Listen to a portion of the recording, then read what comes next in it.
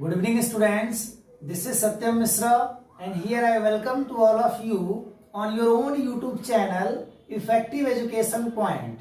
Students, today I am going to explain you the next chapter of class 12th English, and the name of this chapter is The Last Spring. And this chapter has been written by a very famous narrator, very famous writer by Anis Jung. So in this story you will see the conditions, the miserable condition, pitiable condition of child labor in factories, in rag picking works and in bangle making work.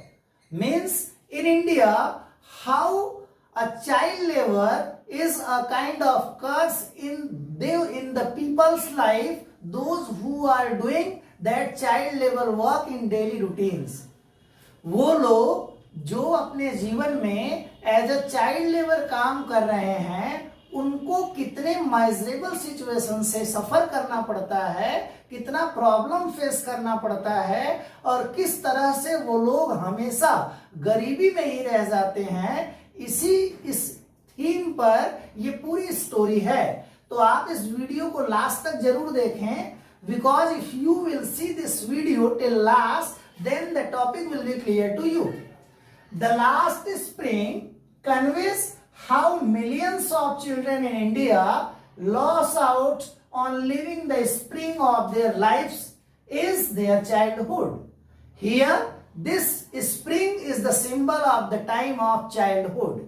It means how a children is going to lost their happiness time, their happiest time of their beginning life.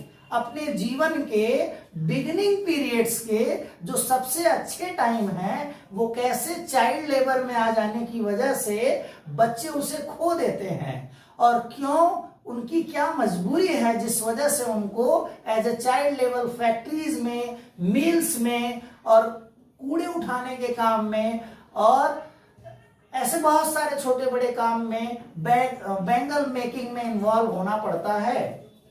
तो यहाँ जो the spring is the symbol of childhood time. The writer expresses her concern over the exploitation of childhood in hazardous jobs like rag picking and bangle making. ये simply we are seeing in our country and as well as in different places कि the people, those who are asking for any kinds of work and they are not educated, या वो बच्चे जो ज्यादा पढ़े लिखे नहीं हैं और घर की जो पोजीशन है वो अच्छे नहीं है, इकोनॉमिकली या सोशली वो स्टेबल नहीं है, तो वो अपने घर का खर्च चलाने के लिए या अपना जीवन सुधारने के लिए इस तरह के छोटे बड़े काम में इन्वॉल्व हो जाते हैं. तो किस तरह से ये छोटा बड़ा काम उनके लाइफ को स्पॉइल कर देता है, उनके उसी माइजरेबल सिचुएशन का एक क्लियर एक्सप्लेनेशन है इस समरी में. ये चैप्टर आपको बताता है deals with the deplorable condition of poor children, street children who get forced to miss the simple joyful moments of childhood because of socio economic condition. इस चैप्टर में आप देखेंगे there is 2-3 persons, like there is Mukesh, there is Sahibe Alam. These two are the childs those who were living in a society where they were not able to live comfortably because that society is related to the commonest people, very lowliest people.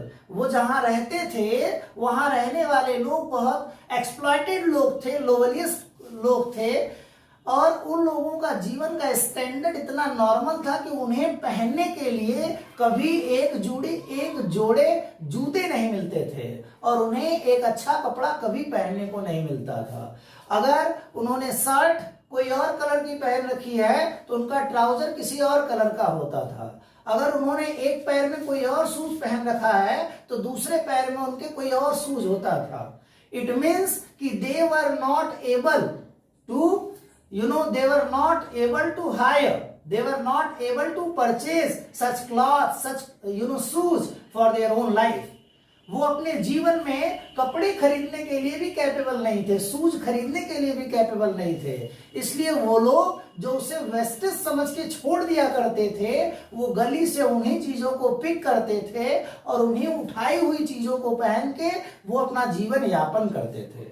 और उन्हीं फटे पुराने कपड़ों में और कोई ऐसा shoes जिसमें अगर कहीं कोई होल भी हो, तो एक एरिस्टोक्रेटिक फैमिली में, बड़े परिवार के लोगों के लिए उस जूते में होल होने का मतलब वो उनके यूज की चीज नहीं है। मगर वो परिवार जहां जूता है ही नहीं, वहां होल किया हुआ जूता मिल जाना भी अचीवमेंट होता था।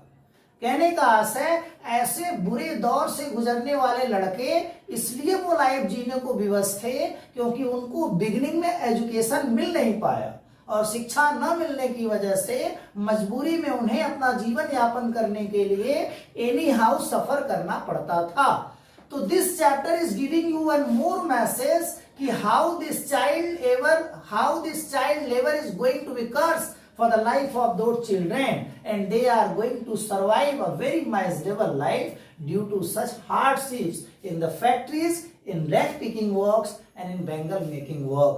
Sometime you will see there is a district that name is Firozabad that is very famous for making bangles. वहाँ हर एज का व्यक्ति, चाहे वो बूढ़ा हो, युवा हो, नया बच्चा हो या घर की लेडीज हो, वो सब वहाँ केवल बैंगल्स बनाते हैं। और कम समय में ये काम करने की वजह से धीरे धीरे वही काम उनको विरासत में मिलता है और बाद में वो वही अपने बच्चों को जिम्मेदारी के तौर पे दे जाते हैं। और उस बैंगल मेकिंग की वजह से बहुत सारे बच्चों को अपने आंखों की रोशनी भी खो देनी पड़ती है। कहने का मतलब ये हुआ कि child labour is a curse and this curse is going to be the part of those childrens life, those who are living a very common life. जो सामान्य परिवार से हैं या जो सामान्य से भी निचले स्तर के बच्चे हैं, उन्हें इस तरह का जीवन जीना पड़ता है और उनके इस गरीबी का कारण उनकी अशिक्षा है। इसलिए एजुकेशन हमारी लाइफ को कितना ज्यादा इंपॉर्टेंट, एजुकेशन हमारी लाइफ में कितना इंपॉर्टेंट रोल प्ले करता है, हमें ये जानना चाहिए और हमें इस चाइल्ड लेबर को जहां तक पॉसिबल हो कंट्रोल करना चाहिए और चाइल्ड लेबर से होने वाले नुकसान के बारे में हमें लोगों को अवेयर करना चाहिए। तो मेनली यही इस चैप्टर की स्टोरी है। इसमें आप वही सफरिंग्स, वही माइजरेबल कंडीशंस देखेंगे जो चाइल्ड लेबर की लाइफ में बच्चे फेस करते हैं। और इस स्टोरी को इस नरेटर ने बिल्कुल एक्सपीरियंस्ड करके लिखा है, because where she was living, she was very closer to that society where the children were living, from there they were coming for their daily routine life. जहां से ये बच्चे उस काम को करने के लिए आया जाया करते थे, उसके करीब में ही इस नरेटर का मकान है और वहां से वो उन बच्चों को रोज आते जाते देखती है। और कई बार उसने साहेब आलम से पूछा भी और उसे ये बताते हुए एक और सैटेरिकल बात राइटर कहती है कि अगर साहिब आलम को ये मालूम हो जाए कि उसके नाम का मतलब होता है राजा होना, तो वो इस बात से ह्यूमिलिएट होगा, वो अपने आप को बहुत ज्यादा नर्वस फील करेगा।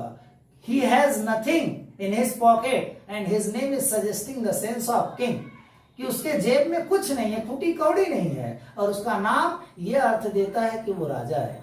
तो इस तरह की पूरी कहानी है। और students, here I tell you these all the thing in simplest words, in fewest words. So if you are thinking that this topic is useful and simply I tell you the summary of the chapter, so please watch this video and try to like and subscribe my channel. Thank you very much.